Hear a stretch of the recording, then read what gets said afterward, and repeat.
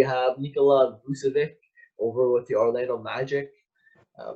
Yeah, puts up definitely less rebounds per game than someone like Drummond, but he's been leading Orlando to that playoff spot the last couple of years. He is a leader on that team. He still puts up at 20 and 11 per game. He's a solid player. Yeah, and I mean, I think any day I would sacrifice a couple rebounds for a guy who has the offensive ability of Nikola Vucevic. Yeah. I mean, and again, a guy who has improved year after year, but like you mentioned, actually has found an ability to lead his team to the playoffs, where a guy like Andre Drummond struggled, not just in Cleveland, but in Detroit, where they did fully rely on him and he couldn't. And they did rely on Nikola Vucevic, and they did. So, I mean, it's great.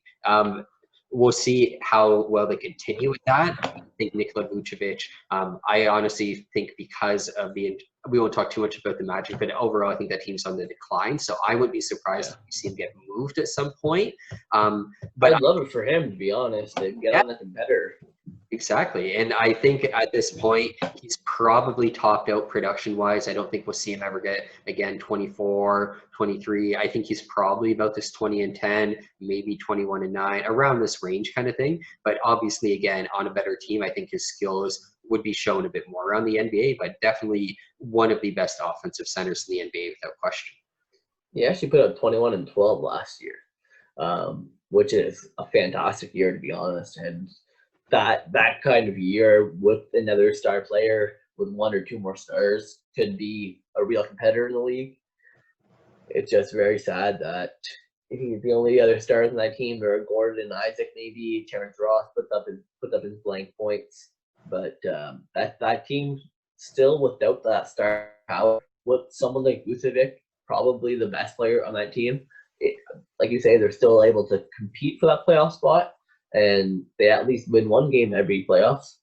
Yeah, and I mean, the biggest knock on him really is just the fact that he isn't the best defensive post player. Yeah. Like, he does average less than a block per game. He's a 7-footer. And at the end of the day, that is something that they really can't have when they do have guys like Jonathan Isaac injured. Aaron Gordon, as great of an athlete is, he rarely plays over 50, 55 games. So it really hurts them in the post at the end of the day.